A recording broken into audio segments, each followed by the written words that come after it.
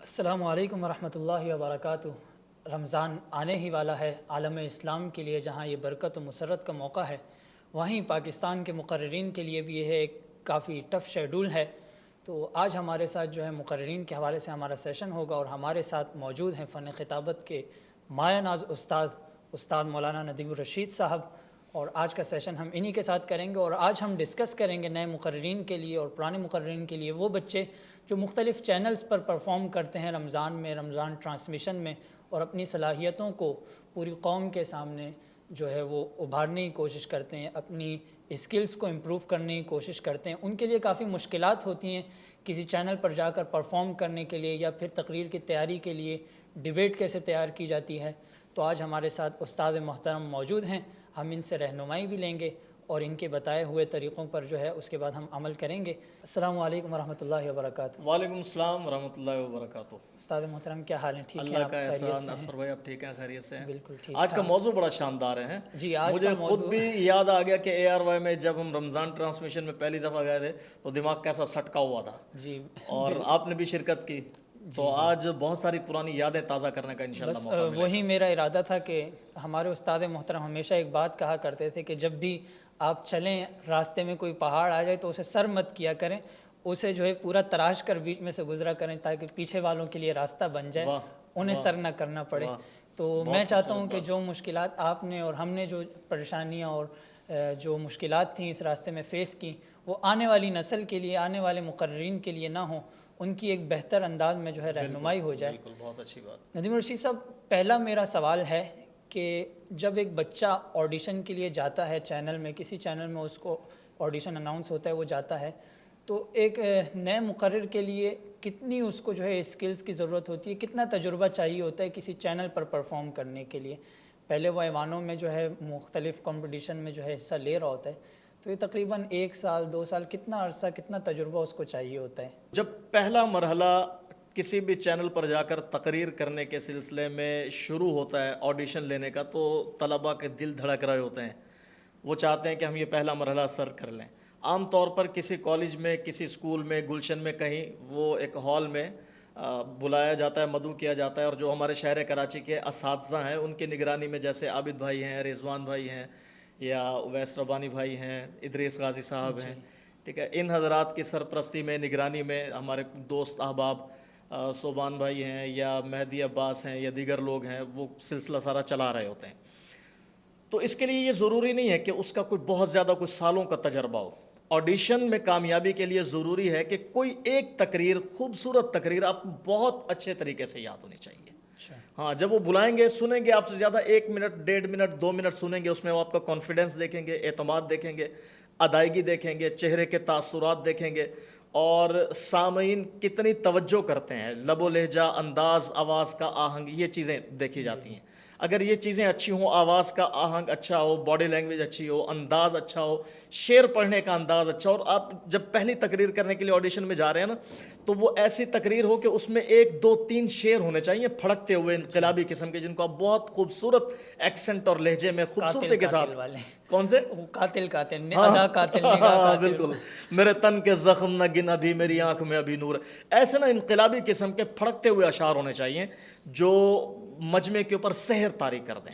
اچھا ندیم صاحب، کچھ بچے ایسے ہوتے ہیں وہ چاہ رہے ہوتے ہیں کہ ہم آڈیشن دینے کے لیے جا رہے ہیں، تو میرا جو ہے کنٹینٹ دوسروں سے الگ ہونا چاہیے، کچھ نیا ہونا چاہیے، تو وہ جو ہے کچھ نیا کنٹینٹ لکھنا شروع کر دیتے ہیں۔ وہ کیا یہ ہوتا ہے کہ نیا کنٹینٹ لکھنے سے اس کو کچھ زیادہ مارکس ملیں گے آڈیشن کے لیے؟ دیکھیں، میرا نقطہ نظر یہ ہے کہ اگر اس نے نیا کنٹینٹ لکھا ہے تو اس کو یاد کتنا ہے، کیونکہ نئے کنٹینٹ کو لکھ کر اس کو پر اعتماد لہجے میں ادا کرنا ایک مستقل مسئلہ ہے۔ تو پرانا کنٹینٹ جسے ہم اپنے ڈیبیٹرز کی زبان میں پتے کہتے ہیں نا، تو وہ پتے 2 4 آپ کو یاد ہونے چاہیے۔ پرانا کوئی معیوب نہیں آڈیشن نہیں، آڈیشن میں کوئی معیوب نہیں ہے، وہ تو صرف یہ دیکھتے ہیں کہ جس نے چینل کے اوپر آ کر پرفارم کرنا ہے اس کا اعتماد اتنا ہے کہ وہ پرفارم کر سکے، کیونکہ جب ہم چینل پر جاتے ہیں نا تو بڑے بڑے کے چھکے چھوڑ جاتے ہیں۔ جب میں پہلی دفعہ گیا اے آر وائی پہ، عابد بھائی وغیرہ نے بلایا، جب پہلی تقریر تھی وقت بے وفا ہے، تو وہ میں نے جب دیکھا نا، اسٹوڈیو دیکھا، وہ میرا ویسے دماغ آؤٹ ہو گیا تھا۔ وہ طوطے اور مور اور جناب وہ چھوٹی سی آبشاریں اور اتنا بڑا سارا ہال اور اس کی اتنی جناب بلندی اور کیمرے ویمرے، دماغ بالکل سن ہو گیا تھا اور زبان ایسے چپ چپا رہی تھی، الفاظ ادا ہی نہیں ہو رہے تھے، وہ پتہ نہیں تقریر ہو کیسے گئی تھی۔ اور پھر گھڑی کو جب میں نے دیکھا تو وہ گھڑی کا بھی ایک الگ سا ایک سسٹم ہوتا ہے جس کو پہلے سمجھنا پڑتا ہے، ورنہ وہ گھڑی کے حساب سے آدمی کا دماغ الٹا چلنا شروع ہو جاتا ہے، تو وہ بڑے مسائل ہوتے ہیں۔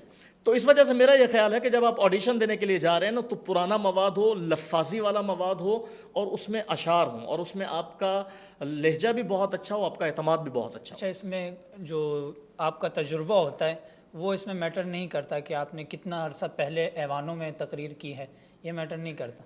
آگے بڑھنے کے لیے تو میٹر کرتا ہے، کیونکہ آگے وہی مقرر بڑھتا چلا جاتا ہے کہ جس کا تجربہ زیادہ ہوتا ہے۔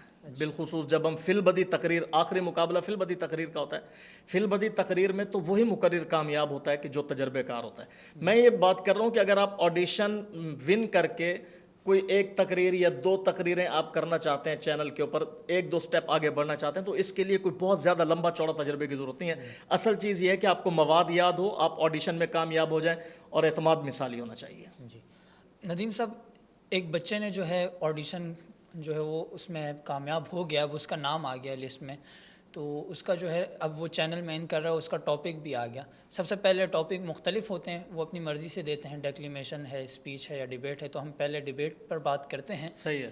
تو ڈیبیٹ کا موضوع آ گیا، ٹائم ڈیوریشن بھی آ گئی، اس کی قرارداد آ گئی، قرارداد پھڑکتی ہوئی اس کے پاس آ گئی۔ تو اب وہ سب سے پہلا اسٹیپ جو وہ اٹھائے گا قرارداد کی تیاری کے لیے، وہ کیا اٹھائے گا؟ دیکھیں، اس میں جو مقررین ہیں وہ پورے پاکستان سے آتے ہیں۔ ہماری جو کراچی کی ڈیبیٹ ہے اس کا اپنا ایک خاص انداز ہے، کراچی کی ڈیبیٹ کی اپنی خاص شان ہے، کراچی کی ڈیبیٹ کا اپنا ایک رنگ ہے، کراچی کی ڈیبیٹ کا اپنا ایک آہنگ ہے، کراچی کی ڈیبیٹ کا اپنا ایک حسن ہے، کراچی کی ڈیبیٹ کی اپنی ایک شوکت ہے، کراچی کی ڈیبیٹ خدا کی نعمتوں میں سے ایک الگ نعمت ہے۔ قوت برداشت کا ایک عجیب نمونہ ہے۔ میں کہتا ہوں ہر چیز کا ایک عجیب نمونہ ہے، اس میں علم بھی ہے، اس میں فن بھی ہے، اس میں تجربہ بھی ہے، اس میں دماغی قوتیں بھی صرف ہوتی ہیں، اس میں جسمانی قوتیں بھی صرف ہوتی ہیں۔ ایک یہ کراچی کی ڈیبیٹ ایک ایسی ذاتی چیز ہے، زندگی کا غصہ بھی بعض اوقات اتر جاتا ہے۔ یہ انسان کی پرسنالٹی کو ڈیولپ کر دیتی ہے۔ کراچی کی ڈیبیٹ اگر کوئی آدمی سیکھ جائے تو وہ اچھا خاصا لیڈر بن جاتا ہے۔ بالکل۔ تو میں یہ عرض کر رہا تھا کہ جب قرارداد آ گئی ہے نا، تو اب ہمارے پاس پورے پاکستان سے مقررین ہوتے ہیں جو مختلف چینلز پر پرفارم کرنے کے لیے آتے ہیں۔ کسی زمانے میں جو ARY کا مقابلہ ہوتا تھا وہ بہت شاندار پوری دنیا میں سنا جاتا تھا، عابد بھائی اس کے جج ہوتے تھے، بڑا حساب کتاب ہوتا تھا بھائی، بڑی شان ہوتی تھی اس کی جو ہے۔ تو جب پورے پاکستان سے لوگ آ رہے ہیں نا، جو لاہور کے، ملتان کے، جنوبی پنجاب کے، بہاولپور کے یا کشمیر کے یا خیبر پختونخوا سے مقررین ہیں نا، ان کو اندازہ نہیں ہوتا کراچی کے ڈیبیٹ کا۔ وہ ان کے لیے ایک نئی چیز ہوتی ہے اور بڑی پریشان کن ہوتی ہے ان کے لیے۔ سب سے پہلے تو وہ جو مقررین ہیں نا، ان کو یہ چاہیے کہ وہ رمضان ٹرانسمیشنز کی جو پچھلی تقاریر ہیں ڈیبیٹس کی، وہ سننا شروع کریں، تاکہ ان کو کراچی کی ڈیبیٹ کا جو سٹرکچر ہے نا وہ سمجھ میں آنا شروع ہو جائے۔ ڈیبیٹ میں اصل چیز، اصل فن ڈیبیٹ کے سٹرکچر کو سمجھنا ہے کہ ہم نے چیزوں کو پیش کس طرح سے کرنا ہے، قرارداد کی وضاحت کس طرح سے کرنی ہے، اور قرارداد کا مفہوم کلی کس طرح سے طے کرنا ہے، پھر اس کے مطابق دلائل کس طرح سے لے کر آنے ہیں، فریق مخالف کے دلائل کا رد کس طرح سے کرنا ہے، اس میں طنز و مزاح کس طرح سے شامل کرنا ہے، اس میں اشعار کس طرح سے شامل کرنے ہیں، اس میں فریق مخالف کی دلیل کا رد، رد دلیل کس طرح سے کرنی ہے، مجمع کو کس طرح سے لے کر جانا ہے، کس طرف لے کر جانا ہے، مجمع سے آنکھ ملانی کب ہے اور مجمع سے آنکھ چرانی کب ہے، یہ ساری چیزیں ہیں۔ تو جو باہر کے مقررین ہیں نا، سب سے پہلے تو وہ کراچی کی ڈیبیٹ کو سنیں، کراچی کے مقررین کو سنیں اور اس کو سمجھیں اور اس کا سٹرکچر جو ہے وہ جاننے کی کوشش کریں۔ میں چاہتا ہوں مختصر سا آپ اسٹرکچر اس کا سمجھا دیں کہ پہلے کیا چیز ہوتی ہے اور ترتیب سے۔ ہاں، وہ اگلا مرحلہ ہے کہ اس نے جب تقریر لکھنی ہے یا تیار کرنی ہے تو وہ کس طرح سے کریں گے، وہ اس پر انشاءاللہ بات کرتے ہیں، ذرا تھوڑا سا تفصیلی موضوع ہے۔ اور جو کراچی کے مقررین ہیں، ٹھیک ہے، وہ کیا کریں، ان کو کراچی کی ڈیبیٹ کا سٹرکچر معلوم ہوتا ہے، وہ اب اس کے اوپر مطالعہ شروع کر دیں فوراً۔ مطالعہ شروع کرنے کے لیے سب سے پہلے تو وہ یہ دیکھیں کہ یہ قرارداد ہے نا، جیسے فرض کریں امن کے لیے جنگ ضروری ہے، تو وہ الفاظ شمار کر لیں، کلیدی الفاظ کون سے، امن، جنگ، ضروری، اگر ہے کھیلنا ہے، کھیلنے کا کچھ شوق ہے تو ہے کو بھی شامل کر سکتے ہیں، ورنہ کوئی ضروری نہیں ہے۔ تو کلیدی الفاظ کو دیکھ لیں، پھر اس کے بعد وہ یہ سوچیں کہ میں نے اس قرارداد کو لے کر کس طرح سے جانا ہے، میں نے اس کی موافقت کرنی ہے یا میں نے اس کی مخالفت کرنی ہے۔ عام طور پر تو جب اناؤنس ہوتا ہے تو میرے خیال میں خود ہی طے کر دیتے ہیں کہ یہ مقرر موافقت میں ہوں گے، یہ مقرر مخالفت میں۔ چینلز میں اسی طرح سے ہوتا ہے نا، جب ہم اپنی ٹیم بنا رہے تو پھر ہماری اپنی بادشاہی ہوتی ہے۔ تو وہ قرارداد کو سمجھیں. عام طور پر جو قراردادیں آ رہی ہوتی ہیں وہ ایسی ہوتی ہیں جو کراچی کے مقابلوں میں پہلے سے چل رہی ہوتی ہیں, چلتی ہوئی چلی آ رہی ہیں, مشہور قراردادیں لیتے تھے ہم سے. ہاں, مشہور قراردادیں چل رہی ہوتی ہیں نا. تو وہ یہ دیکھے کراچی کا مقرر کہ اس قرارداد کے اوپر کس نے بولا تھا. احسن وسیم نے بولا تھا, صوبان نے بولا تھا, حبیب نے بولا تھا, ابو طلحہ نثار نے بولا تھا, اسفر نے بولا تھا, یوشا نے بولا تھا, محمد بن فیصل نے بولا تھا, عاصم نے بولا تھا, ندیم نے بولا تھا, کس نے بولا تھا اس کے اوپر. جی ٹھیک ہے, تو وہ اس سے رابطہ کرے, اسے کہے کہ یار یہ تم نے یہ جو قرارداد آئی تھی, یہ جو ڈیبیٹ تھی, یہ تم نے کس طرح سے کی تھی, اس کے اوپر کون سے پوائنٹس لے کر آئے تھے, کیا تھا. فون پر اس سے گفتگو کرے, تبادلہ خیال کرے, اور وہ کاغذ پینسل لے کر بیٹھ جائے اور پوائنٹس جو ہے وہ نوٹ کرنا شروع کر دے. ٹھیک ہے, تو اب اس کے پاس ایک پہلے دن کے اندر جب وہ یہ کام کر لے گا نا کہ قرارداد کو سمجھ لیتا ہے, اس کے حوالے سے کچھ پوائنٹس نوٹ کر لیتا ہے. عام طور پر 3 دن ہوتے ہیں میرا خیال میں, عام طور پر 3 دن, پہلے راؤنڈ میں 3 دن ہوتے ہیں, 3 دن ہوتے ہیں, ان کا جو ہے کم کیا جاتا ہے اگلے راؤنڈ میں. تو 3 دن میں اگر پہلے دن میں وہ یہ کام کر لیتا ہے نا, اور اس کے ساتھ ساتھ قرارداد کی وضاحت بھی کر لیتا ہے, جی تو بہت سارا کام ہو جاتا ہے. اب کم از کم وہ اس پریشر سے باہر نکل آتا ہے کہ جو مقابلے کی دن کا ایک پریشر ہوتا ہے نا انسان کے دماغ کے اوپر, وہ اس پریشر سے باہر نکل آتا ہے. دوسرے دن میں وہ کیا کرے کہ دوسرے دن میں فرض کر لیں کہ ظہر تک کے وقت میں, 1-2 بجے تک کے وقت میں وہ اپنی ڈیبیٹ تیار کر لے اچھی طرح سے, اور ظہر کے بعد قرارداد کی وضاحت کو اچھی طرح سے یاد کر لے, رٹا لگا لے. یہ جو ہماری تقریر ہوتی ہے نا چینل کی, میں یہ سمجھتا ہوں کہ اس کو رٹا لگا کر تیار کرنا چاہیے, کیونکہ 2.5 منٹ ہوتے ہیں اور اس میں آپ نے پرفارمنس بھی دینی ہوتی ہے. اس کو رٹا لگا کر یاد کرنا ضروری ہے. میرا اپنا ایک نقطہ نظر ہے, کوئی اس سے اختلاف بھی کر سکتا ہے, لیکن 2.5 منٹ میں آپ نے جب شاندار چیز تیار کرنی ہے, شاندار چیز آپ نے لوگوں کے سامنے پیش کرنی ہے, بہترین پرفارمنس دینی ہے, تو پھر آپ تقریر لکھیں. پھر یہ ہمارے مقابلوں میں کیا ہوتا ہے کہ 4 منٹ ہوتے ہیں ہمارے پاس, تو 4 منٹ میں ہم لوگ کیا کر لیتے ہیں, قرارداد کی وضاحت کو ذہن میں بٹھا لیتے ہیں. ٹھیک ہے, اور ہمیں پتہ ہوتا ہے کہ اچھا یہ مقرر آ رہا ہے تو اس نے یہ بات کرنی ہے اور میں نے اس کو یوں رد مارنا ہے, یہ مقرر آ رہا ہے اس نے یہ بات کرنی ہے میں نے اس کو یوں رد مارنا ہے. اور پھر ہم ایوان میں بیٹھے ہوئے بھی ہوتے ہیں, ایوان میں جب ہم بیٹھے ہوتے ہیں تو بہت ساری تقریریں ہمارے سامنے آ رہی ہوتی ہیں, تو ان تقریروں کے رد میں یا ان تقریروں سے ذہن ہمارا دوسرے پوائنٹس کی طرف متوجہ ہوتا ہے, تو بہت ساری تقریر تو ہم ایوان میں بیٹھ کر تیار کرتے ہیں. بالکل ایسے. ٹھیک ہے, لیکن وہاں پر تو اتنا ٹائم نہیں ہوتا ہمارے پاس, 2.5 منٹ ہوتے ہیں, اس نے 2.5 منٹ کے بعد تقریر کی تو پریشر بڑھتا چلا جاتا ہے. اس لیے تقریر آپ پہلے سے تیار کر کے جائیں, لیکن وہاں بیٹھ کر بھی آپ نے ان کی تقریر سننی ہے اور اس میں سے پوائنٹ اخذ کرنے ہیں. اور ڈیبیٹ ہے تو ظاہری سی بات ہے, آپ کو رد دلیل تو کرنی ہے, تو دونوں طرح کا کام کرنا ہوتا ہے. لیکن اگر آپ چاہتے ہیں کہ آپ کے اوپر پریشر کوئی نہ ہو تو پھر آپ پہلے سے تقریر تیار کر کے جائیں اور دیکھ لیں کہ آپ کے مقابلے میں کون آ رہا ہے, وہ عام طور پر اس کا مزاج کس طرح سے ہے. ٹھیک ہے, جیسے میں جاؤں گا نا تقریر کرنے کے لیے, سب کو پتہ ہے کہ یہ جائے گا تو یہ ویسٹ کو رد کرے گا, یہ مغرب کی کتابوں کے حوالے دے گا, انگریز مصنفین کے حوالے دے گا, یہ اس طرح سے لے کر چلے گا, اور موضوعات کو سیاسی اعتبار سے, علمی اعتبار سے, تاریخی اعتبار سے, تہذیبی اعتبار سے, اقتصادی اعتبار سے یا فرد, معاشرے, ریاست کے اعتبار سے یہ موضوع کو تقسیم کرے گا. جی, تو یہاں نا پھر وہ تجربہ کاری جسے ہم کہتے ہیں نا کہ چینل پر آگے بڑھنے کے لیے تجربہ ضروری ہے, یا نیا مقرر بھی آگے جا سکتا ہے, یہاں پر پھر تجربہ کام آتا ہے. ٹھیک ہے, تو یہ آپ کے اس سوال کا جواب ہو گیا کہ جب قرارداد اناؤنس ہو گئی ہے تو سب سے پہلا کام وہ کیا کرے گا. سب سے پہلا کام یہ ہے کہ قرارداد کے اوپر غور و فکر کرے, سمجھے, یہ دیکھے کہ اس کے اوپر پہلے کس نے تقریر کی ہے یا نہیں کی, اس کی کوئی ویڈیو دستیاب ہے وہ سن لے, تاکہ وقت چونکہ کم ہے تو اب اس کو پتہ ہے کہ میں نے کس طرح سے اس کو لے کر جانا ہے. اچھا, جو تجربہ کار مقرر ہوتا ہے اس کو پھر اس چیز کی ضرورت نہیں ہوتی, وہ ہر جگہ پر نا اپنی ایک الگ راہ نکالتا ہے. وہ کہتا ہے کہ اب ہم تھے نا, جیسے کوئی قرارداد آتی تھی اور مجھے پتا ہوتا تھا کہ بھئی یہ قرارداد پہلے ہو چکی ہے, تو میں وہ کتابیں بھی بند کر دیتا تھا جن میں مجھے معلوم ہوتا تھا کہ اس موضوع پر مواد ہے, اور میں کسی سے رابطہ بھی نہیں کرتا تھا جس کے بارے میں مجھے پتا ہوتا تھا کہ اس نے اس قرارداد پر بولا. میں چاہتا تھا کہ میری اپنی سوچ اس کے اندر شامل ہو, کچھ نیا ہے. ہاں, کچھ نیا ہے, میری اپنی سوچ, میرے اپنے پوائنٹس, میرا اپنا نقطہ نظر جو ہے وہ تقریر کے اندر شامل ہو. پھر وہ موضوع زندہ ہوتا ہے آپ کے اعتبار سے, آپ موضوع کے اندر روح پھونک دیتے ہیں. بالکل ایسے.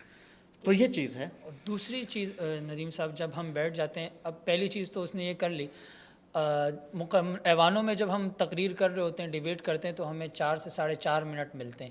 اور میں اپنی ذات کے طور پر کہوں کہ جب مجھے ڈیبیٹ ARY میں ملی تو میں 4-4.5 منٹ میں ہم ایوانوں میں کر لیتے تھے، وہاں مجھے ٹائم دیا گیا کہ 2.5 منٹ میں آپ نے جو ہے اپنی ڈیبیٹ کرنی. وہ میرے لیے کافی مشکل وقت تھا کہ میں اتنا حفیظ گہرا پانی تو پلا مواد دیں. میں اتنا گہرا مواد جو ہے 2.5 منٹ کے اندر کیسے کور کروں گا. تو جب وہ لکھنے کے لیے بیٹھا ہے تو اس میں ہماری رہنمائی فرما دیں کہ وہ پہلے دلیل لکھے گا اور کتنے دلائل ہونے چاہیے، کتنی دلائل کا رد ہونا چاہیے، اور وضاحت کس قدر طویل ہونی چاہیے یا مختصر ہونی چاہیے. دیکھیں ڈیبیٹ جب ہم لکھنے کے کر رہے ہیں حوالے نا، سے ہاں آپ لکھنے بتا کے حوالے دیں. سے تقریر لکھنا بھی ایک مستقل فن ہے، مستقل. اور اس کے لیے ضروری ہے کہ پہلے ہمیں ڈیبیٹ اگر ہم لکھ رہے ہیں تو ڈیبیٹ کا سٹرکچر ہمیں معلوم ہونا چاہیے. جی. تو جب ہم ڈیبیٹ لکھ رہے ہیں تو سب سے پہلا مرحلہ، بالخصوص اگر آپ قائد ایوان ہیں، قرارداد کی موافقت کر رہے ہیں. قائد ایوان کا مطلب ہے قرارداد کی، ظاہر سی بات ہے آپ نے موافقت کرنی ہے. یا آپ قائد ایوان نہیں ہیں، ویسے ہی آپ مقرر ہیں، تو سب سے پہلے آپ قرارداد کی وضاحت کریں گے. میرا اس حوالے سے ذہن یہ ہے، اور میں نے اپنے اساتذہ سے بھی یہی سیکھا، کیونکہ قرارداد کی وضاحت کے بغیر جب آپ دلائل دیتے ہیں تو وہ بے بنیاد دلائل ہوتے ہیں. بے بنیاد. دلائل کے لیے، دلائل پیش کرنے کے لیے کوئی بنیاد تو ہونی چاہیے نا. تو قرارداد کی وضاحت کریں. 2.5 منٹ کی تقریر ہے تو 30 سے 35 سیکنڈ کافی ہیں قرارداد کی وضاحت کے لیے. کیونکہ جب آپ ایک ایک لفظ کی وضاحت کرتے ہیں اپنے اعتبار سے، اور پھر اس الفاظ کی اس وضاحت سے آپ اپنے خاص نقطہ نظر ایک مقدمے کی صورت میں پیش ایک کرتے ہیں. ڈائریکشن میں آپ ایک دلائل ڈائریکشن میں، ایک ڈائریکشن آپ اپنے لیے طے کرتے ہیں کہ اس قرارداد پر الفاظ کی اس وضاحت کی روشنی میں میرا موقف یہ ہے. تو اب آپ کو دلائل دینے میں آسانی ہو جاتی ہے. جیسے 120 گز کا کوئی گھر بنا رہا ہے نا، تو ظاہری سی بات ہے کہ وہ پہلے کیا کرتا ہے، وہ پہلے بنیادیں کھودتا ہے کہ یہاں کچن ہوگا، یہاں برآمدہ ہوگا، یہاں پر لیونگ ہوگا، یہاں یہ بیڈ روم ہوگا، یہ ساری چیزیں ہوں گی. تو جب قرارداد کی وضاحت کر رہے ہیں نا، تو میرا اپنا جو ذہن ہوتا تھا شروع سے کہ میں اہداف کچھ طے کرتا تھا کہ قرارداد کی وضاحت سے مجھے کیا اہداف حاصل کرنا ہے. قرارداد میں سب سے پہلے تو آپ نے کیا کرنا ہے، قابل غور الفاظ کی وضاحت کرنی ہے. ٹھیک ہے، جیسے ہے نا امن کے لیے جنگ ضروری ہے، یا دھرنے تبدیلی کی ضمانت ہے. اب دھرنے تبدیلی کی ضمانت ہے تو دھرنے کا معنی کیا ہے، تبدیلی کا معنی کیا ہے، ضمانت کا معنی کیا ہے. امن کے لیے جنگ ضروری ہے تو امن کا معنی کیا ہے، جنگ کا معنی کیا ہے، ضروری کا معنی کیا ہے. اب قرارداد کی وضاحت آپ نے عمومی وضاحت نہیں کرنی، بلکہ قرارداد کی وضاحت ایک خاص طریقے سے کرنی ہے. خاص طریقے کا مطلب یہ، قرارداد کی وضاحت آپ نے اس طرح سے کرنی ہے کہ اس وضاحت کے نتیجے میں آپ کی غلط بات بھی لوگوں کو صحیح معلوم ہو رہی ہو، اور آپ کے مخالف کی صحیح بات بھی لوگوں کو غلط معلوم ہو رہی ہو. یہ بالکل یہ ایک فن ہے، کیونکہ ہم تو ڈیبیٹ کر رہے ہیں نا، یہاں پر کوئی کفر اور اسلام کی جنگ تو نہیں ہے. یہ تو مباحثے کا مطلب ہے موضوعات عقلیہ میں بحث کرنا، عقلی موضوعات میں بحث کرنا. لہٰذا قرارداد کی وضاحت جب آپ کریں، الفاظ کی وضاحت آپ اس طرح سے کریں کہ آپ کے دلائل اس وضاحت کے نتیجے میں لوگوں کو صحیح معلوم ہو رہے ہوں، چاہے جائے کہ آپ کے دلائل غلط ہی کیوں نہ ہوں. اور جو فریق مخالف ہے اس کے لیے ایک ایسا تناظر قائم کر لیں، ایک ایسا سینیریو بنا دیں، ایک ایسا آپ ماحول بنا دیں گفتگو کا کہ آپ کی غلط بات بھی اس تناظر میں، اس سینیریو میں، اس ماحول میں لوگوں کو صحیح لگ رہی ہو، اور لوگوں کی صحیح بات بھی، فریق مخالف کی صحیح بات بھی لوگوں کو غلط لگ رہی ہو. ٹھیک ہے، قرارداد کی وضاحت کا یہ خاص فن ہے کہ اس کی وضاحت اس طریقے سے کی جائے کہ آپ کا موقف سچا ثابت ہو جائے اس کے اندر.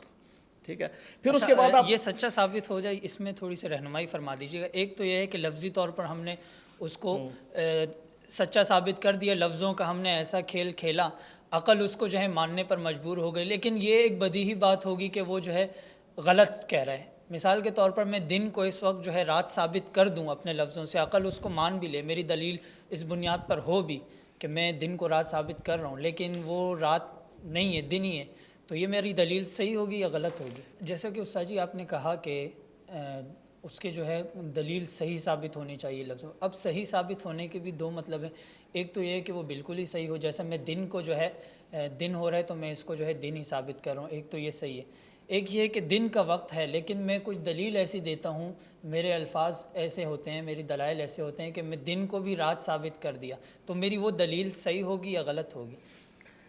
دیکھیں، دلیل صحیح ہوگی یا غلط ہوگی، اس کے لیے ہم یہ دیکھیں گے کہ عقل کے نزدیک، چونکہ ڈیبیٹ کا مطلب ہے موضوعات عقلیہ میں بحث کرنا، عقل کے نزدیک اس بات میں کتنا وزن ہے.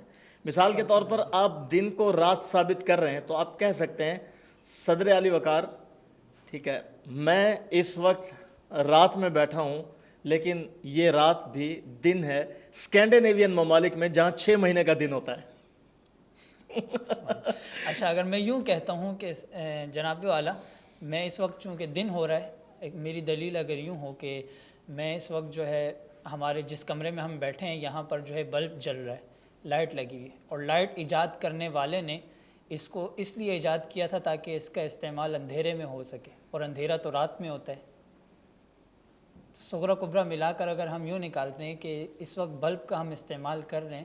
دیکھیں اس میں نا ہم دیکھیں گے کائناتی حقائق، کچھ چیزیں تو ایسی ہیں نا جو کائناتی طور پر ثابت شدہ ہے، کائنات نے ان کو ثابت کر دیا ہے، ٹھیک ہے، ان کا تو ہم انکار نہیں کر سکتے، البتہ لفظوں کا کھیل کھیل کر تشبیہ اور استعارے کی مدد سے ہم کوئی بھی بات بنا سکتے ہیں، لیکن تشبیہ اور استعارہ ظاہری سی بات ہے کہ دلیل شمار نہیں ہوتا ہے۔ مثال کے طور پر میں کہتا ہوں کراچی پاکستان کا دل ہے، دل کا بڑھنا خطرناک مرض ہے، لہذا کراچی کا بڑھنا خطرناک مرض ہے، ظاہری سی بات ہے یہ دلیل نہیں ہے۔ میں کہتا ہوں کہ عورت تعلیم ایک زیور ہے، زیور پہننا عورتوں کا حق ہے، لہذا تعلیم حاصل کرنا صرف عورتوں کا حق ہے، تو یہ تو کوئی دلیل نہیں ہے نا۔ تشبیہ اور استعارے کی مدد سے آپ کائناتی حقائق کے اوپر پردہ ڈال کر اپنی بات کو ثابت کرنے کی کوشش کر سکتے ہیں، لیکن جو ذہین مقرر ہے، جو فن مباحثہ کے اصول جانتا ہے، وہ کہے گا کہ یہ تو آپ نے تشبیہ سے کام لیا، یہ استعارے سے کام لیا، منطق جانتا ہے، آج کل تو ہمارے بہت آپ کی سارے بات چلے۔ مقرر ہیں وہ کچھ بھی الٹا سیدھا ملا کے کہتے ہیں کہ یہ منطق ہے جی، حالانکہ ہم نے آج تک منطقی کتابوں میں ایسا کچھ پڑھا نہیں ہوتا۔ جی بالکل، تو تشبیہ اور استعارہ جو ہے وہ ڈیبیٹ میں دلیل کے طور پر استعمال نہیں ہو سکتا، اسی طرح سے شعر بھی سند کے طور پر تو استعمال ہو سکتا ہے، دلیل کے طور پر استعمال نہیں ہو سکتا۔ میں یہ چاہ رہا ہوں کہ میں جو بات کرنا چاہ رہا تھا نا، یہ بات ہماری گفتگو آگے ایک دوسری طرف چلے گی، منطق فلسفے کی طرف چلے گی۔ میں صرف یہ کہنا چاہ رہا تھا کہ اگر آپ جو میں نے بات کی نا کہ آپ کو دلائل اس طرح سے پیش کرنے، قرارداد کی وضاحت اس طریقے سے پیش کرنی ہے کہ اگر آپ کی غلط بات بھی ہے نا وہ صحیح معلوم ہونے لگے لوگوں کو، اس کی میں مثال آپ کو دوں تو بات کلیئر ہو جائے گی۔ جیسے قرارداد ہے امن کے لیے جنگ ضروری ہے، امن کے لیے جنگ ضروری ہے۔ اب ایک آدمی وہ ہے جو اس کی موافقت کر رہا ہے، وہ کہتا ہے امن کے لیے جنگ ضروری ہے، اور ایک وہ ہے جو اس کی مخالفت کر رہا ہے، وہ یہ ثابت کرنا چاہتا ہے کہ امن کے لیے جنگ ضروری نہیں ہے۔ اب جو اس کے موافقت کر رہا ہے اور اس قرارداد کو ثابت کرنا چاہتا ہے کہ امن کے لیے جنگ ضروری ہے، تو وہ لفظ جنگ کے اوپر کھیلے گا، وہ لفظ جنگ کی ایسی وضاحت کرے گا کہ جس سے جنگ کا معنی خوبصورت مفہوم کی صورت میں سامنے آ جائے۔ مثال کے طور پر وہ کہے گا کہ صدر علی وقار، جنگ کا مطلب ہے علاج کرنا، جنگ کا مطلب ہے مجرموں کی سرکوبی کرنا، جنگ کا مطلب ہے دہشت کو ختم کرنا، جنگ کا مطلب ہے بے ایمانی کو ختم کرنا، جنگ کرپشن کے بھی خلاف ہوتی ہے، جنگ گناہوں کے بھی خلاف ہوتی ہے، جنگ بد امنی کے بھی خلاف ہوتی ہے، تو وہ جنگ کا اس طرح سے معنی کرے گا، ٹھیک ہے۔ وہ جو اس کی مخالفت کر رہا ہے امن کے لیے جنگ ضروری نہیں ہے، تو وہ کہے گا صدر علی وقار، جنگ کا مطلب ہے قتل و غارت گری کرنا، جنگ کا مطلب ہے خون کی ندیاں بہا دینا، جنگ کا مطلب ہے فسادات کرنا۔ تو میرے فریق مخالف جب یہ کہتے ہیں کہ امن کے لیے جنگ ضروری ہے، تو اس کا مطلب یہ ہے کہ آگ بجھانے کے لیے آگ لگانا ضروری ہے، ٹھیک ہے۔ تو وہ پھر اس کو اس طرح سے لے کر چلیں گے، لہٰذا ہاں بالکل میں جو وضاحت میں اس کی 50% قرارداد کلیئر ہو جانی چاہیے، کلیئر ہو جانی چاہیے، تاکہ اگلے جو وہ دلائل پیش کرے اس وضاحت کے عین مطابق ہو، چاہے وہ دلائل غلط بھی کیوں نہ ہو، لیکن وضاحت ایسی ہو کہ وہ غلط دلائل اس کے مطابق صحیح فٹ ہو رہے ہوں۔ میں یہ بات کرنا چاہ رہا ہوں، جی جی ٹھیک ہے۔ اب دوسرا مرحلہ جو ہوتا ہے، اب مواد کی ہی بات کریں اگر، تو وضاحت تو اس نے کر دی، مفہوم کلی میں آ کر جو ہے نا اکثر بچے پھنس جاتے ہیں، اور پھر ہمارے پاس بھی آتے رہتے ہیں کہ اسفر بھائی اس کا مفہوم کلی کیا نکالا جائے، تو مفہوم کلی کیا نکالنا چاہیے ہمیں؟ وہ تو ہم دیکھیں گے نا ہم موافقت کر رہے ہیں یا مخالفت کر رہے ہیں، اور ہم نے اس میں اپنا نظریہ بیان کرنا ہے یا نہیں بیان کرنا۔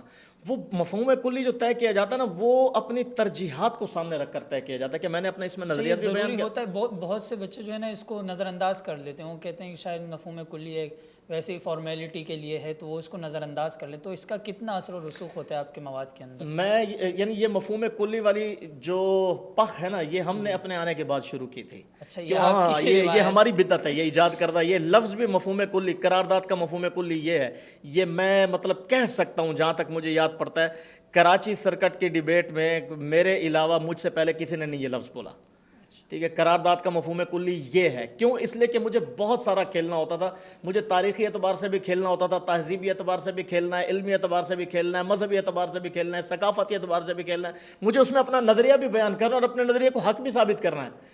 تو اس وجہ سے میں یہ مفہوم کلی کا لفظ بول کر اپنے لیے ایک بہت سارا سپیس حاصل کر لیتا تھا۔ اچھا، یہ بات آج مجھ پر جو ہے واضح ہوئی ہے، چونکہ میں اس کو مستقل مواد کا حصہ سمجھتا رہا ہوں، آج تک جتنوں کو سکھایا ہے میں نے ان کو کہا ہے کہ یہ اسٹرکچر کا حصہ ہوتا ہے، تو یہ مجھے آج پتہ لگا کہ یہ آپ کی روایت ہے، اس سے پہلے ہاں نہیں بالکل، کیونکہ ڈیبیٹ میں جب ہم آئے تو کچھ چیزیں ہم نے خود ہی اپنی طرف سے جو ہے وہ شروع کر دی اور وہ پھر ایک ٹرینڈ بن گیا اور اب ایک عرصے الحمدللہ بعد وہ آپ کو چل رہی ہے۔ فادر آف ڈیبیٹ بھی کہا جائے۔ تو میں اصل میں اسپیس حاصل کرنا چاہتا تھا اپنا نظریہ، اپنی ترجیحات، اپنا مواد پیش کرنے کے لیے۔ تو پھر میں ایسا مفہوم کلی طے کرتا تھا کہ آگے جو کچھ میں نے بیان کرنا ہے وہ اس کے اوپر بالکل فٹ ہو جائے، اس کے مطابق ہو جائے، 10% یہاں سے وہ بھی پھر آپ کے میرا جو ہے باقی وہ کا clear ہو مواد جو جائے۔ ہے وہ اس سے غیر متعلق نہ ہو۔ اپنے باقی کے سارے مواد کو قرارداد سے متعلق کرنے کے لیے یہ پھر میں مفہوم کلی کی بدعت کرتا تھا۔ بالکل ٹھیک، مطلب اگر کوئی بچہ اس کو نہیں کرتا ہے تو وہ بھی یعنی ڈیبیٹ کا کوئی حصہ وہ میں یہ سمجھتا ہوں کہ جب ہم مفہوم کلی بیان کرتے ہیں نا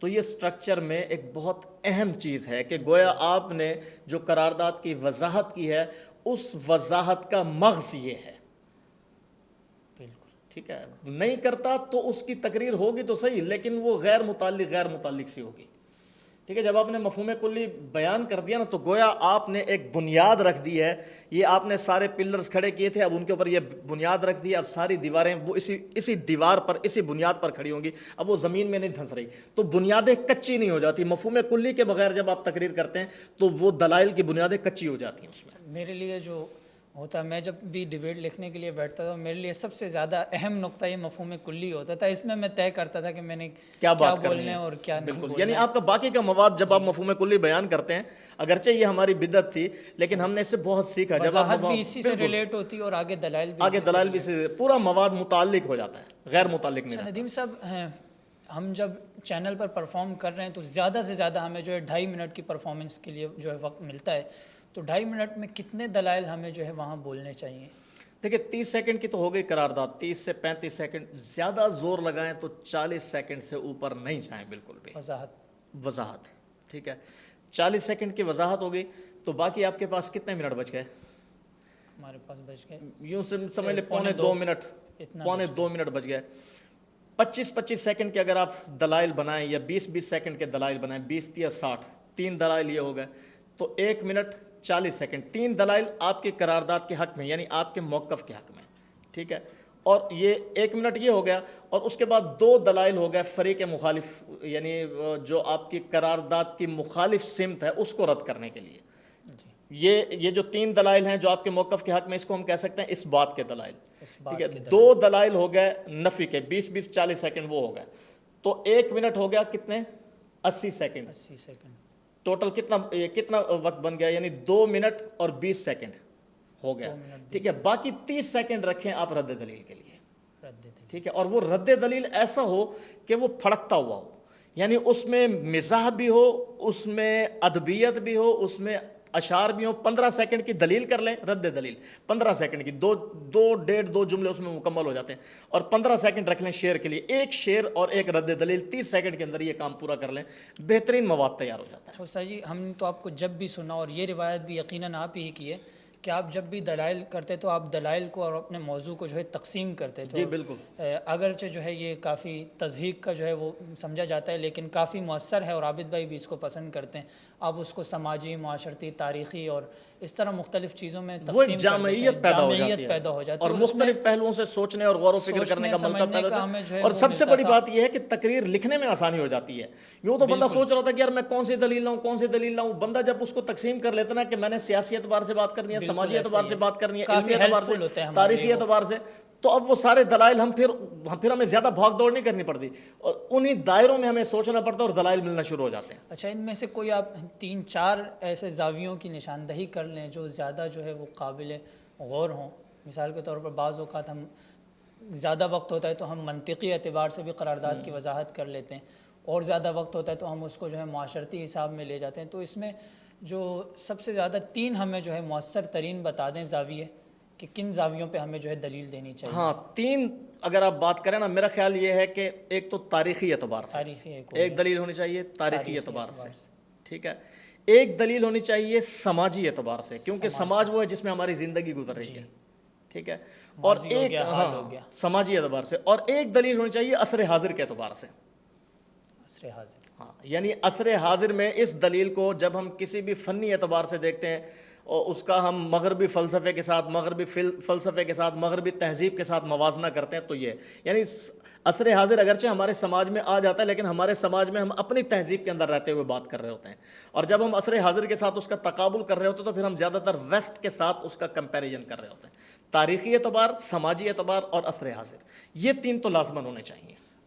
سوال میرا یہ، جہاں ہم بھی بہت پھنس جاتے تھے اور کافی مشکلات کا سامنا ہوا، اور آج بھی اگر بچے ہم سے پوچھتے ہیں تو ہم سے ایک ہی سوال پوچھتے ہیں کہ اسفر بھائی ہم جا رہے ہیں تو وہاں ججز یہ بیٹھے ہوئے ہیں۔ تو اب سوال یہ ہے کہ جب ہم تقریر لکھ رہے ہیں بچے، تو ان کے ذہن میں کیا ہو، یا وہ ججز کو متاثر کرنے کے لیے جو ہے اپنا مواد لکھیں گے کہ یار میری تقریر جج کو پسند آئے تاکہ وہ مجھے اچھے مارکس دے، یا پھر ایک وہ ہوتی ہے کہ اس طالب علم کے اندر خودکار صلاحیت ہوتی ہے، ایک چیز پر اس کی قابلیت، اس کی گرفت زیادہ ہوتی ہے، وہ اس چیز کو جو ہے زیادہ لے کر آئے تو وہ اس طرح کا مواد لکھ رہا ہوتا ہے۔ تو کیا کرنا چاہیے، ہمیں ججز کو متاثر کرنا چاہیے یا اپنے اندر جو ہے ہمارے جس پر ہماری اچھی گرفت ہے وہ ہمیں بولنا چاہیے؟ اسفر بھائی، میرا یہ خیال ہے کہ ہمیں حقائق، جب ہم ڈیبیٹ کی بات کر رہے ہیں نا، ہمیں حقائق سے بات کرنی چاہیے اور دلائل سے بات کرنی چاہیے، حقائق سے اور دلائل سے۔ لیکن اگر ہم چاہتے ہیں کہ ہم ڈیبیٹ جیتیں تو پھر ہمیں عامیانہ دلائل سے اور عامیانہ حقائق سے گریز کرنا چاہیے، یہ بہت اہم بات ہے۔ یعنی لوگ یہ تو سوچ رہے ہوتے ہیں کہ میں جناب جج کو امپریس کر دوں، میں اس کو امپریس کر دوں، میں اس کو امپریس کر دوں، لیکن وہ یہ سب کچھ کرنے کے لیے بھی نا عامیانہ حقائق اور عامیانہ دلائل بیان کر رہے ہوتے ہیں جو بہت عام گھسے پٹے ہوئے ہوتے ہیں۔ تو آپ اگر چاہتے ہیں نا مباحثہ جیتیں، تو اگر ہم ججز کے پہلو کو ہی سامنے رکھیں نا کہ ججز کو بھی امپریس کر رہے ہیں، تو ججز کس چیز سے امپریس ہوتے ہیں؟ جج اس وقت امپریس ہوتا ہے جب آپ کی دلیل نئی ہو، جب آپ کی دلیل عصر حاضر کے ساتھ منطبق ہو، جب آپ کی دلیل تازہ ترین واقعے کو ساتھ لے کر چل رہی ہو، اور جب آپ کی معلومات وہ بہت ہی مستند ذرائع سے حاصل کی گئی ہوں، اور اب جب آپ کی معلومات میں ایک نیا اچھوتا انداز ہو، نیا پن ہو، تازہ ترین معلومات ہو، اور آپ کا طرز استدلال شاندار ہو، چاہے آپ فلسفہ پیش کر رہے ہیں، چاہے آپ منطق پیش کر رہے ہیں، چاہے آپ تقابل کر رہے ہیں، چاہے آپ تجزیہ کر رہے ہیں، آپ کا طرز استدلال بہت شاندار ہونا چاہیے، ٹھیک ہے۔ اس کا یہ ججز کے ساتھ اس کا کوئی تعلق نہیں ہے خاص، لیکن اس میں ایک چیز یہ بھی ہے کہ ڈیبیٹ میں جو فیصلہ ہوتا ہے وہ ججز نے کرنا ہوتا ہے، تو ججز کو امپریس کرنا ہوتا ہے ہم نے، لیکن یہ بھی بہت اہم ہے کہ اگر آپ ججز کو امپریس کر رہے ہیں تو ججز کس چیز سے امپریس ہوں گے؟ ججز اس وقت امپریس ہوں گے جب آپ تازہ ترین حقائق بیان کریں گے، تازہ ترین دلائل بیان کریں گے، بہت مستند، بہت شاندار، نئے اور اچھوتے دلائل پیش کریں گے، آپ کی تقریر بقیہ لوگوں کی تقریر سے زیادہ منفرد ہو، زیادہ جامع ہو۔ یہ کچھ چیزیں ان کو پیش نظر رکھنا چاہیے۔ میں معذرت کے ساتھ دوبارہ آخری میرے ذہن میں ابھی آ گیا، گزشتہ دنوں میں ایک مباحثے میں میں نے شرکت کی تھی، عبداللہ کالج میں ہمارا مشہور زمانہ ایک مباحثہ ہوتا ہے، ہاں میں بھی اس میں شریک ہوا تھا۔ تو حسن وہاں قرارداد تھی، حسین ہونا ذہین ہونے سے بہتر ہے، کچھ اس طرح کی تھی۔ تو ایک چیز جب بھی ہم نے ڈیبیٹ سیکھی تو سب سے پہلی چیز جو ہمیں سکھائی گئی تھی وہ یہ کہ آپ نے مذہب سے دلیل نہیں دینی تاکہ اس کا رد نہ کیا جائے۔ تو اب مذہب میں ایک تو یہ ہے کہ ہم جب تاریخ کی طرف جاتے ہیں تو ہماری تاریخ کا بہت بڑا حصہ جو ہے وہ مذہب سے ریلیٹ کرتا ہے، تو وہاں ایک دلیل دی گئی حضرت یوسف علیہ السلام کے حوالے سے۔ تو کیا اس طرح کی تاریخی دلائل دینا جن کا مذہب سے تعلق ہو وہ مناسب ہے کہ نہیں؟ یعنی مذہب کی تاریخ سے دلیل دینا تو ایک الگ بات ہے۔ جب ہم کہتے ہیں نا مذہبی دلیل ہو تو اس کا مطلب یہ کہ قرآن پیش نہ کیا جائے، حدیث پیش نہ کیا جائے۔ قرآن اور حدیث کا رد کون کر سکتا ہے؟ ہاں، لیکن اگر مذہب میں تاریخ کا حوالہ آ رہا ہے، جیسے آپ فرعون کی بات کر رہے ہیں، حضرت امام حسین رضی اللہ تعالیٰ عنہ کے کتنے دلائل ہم پیش کرتے ہیں ان کی شہادت کے حوالے سے، ان کی زندگی کے حوالے سے، ان کی سیرت کے حوالے سے، تو یہ سارے دلائل چلتے ہیں نا، یہ بھی تو ہماری مذہبی تاریخ کا ایک حصہ ہے نا۔ تو مذہبی دلائل نہ دیے جائیں اس کا مطلب یہ ہے کہ قرآن اور حدیث نہ پیش کیا جائے، ہاں تاریخ پیش کر سکتے ہیں۔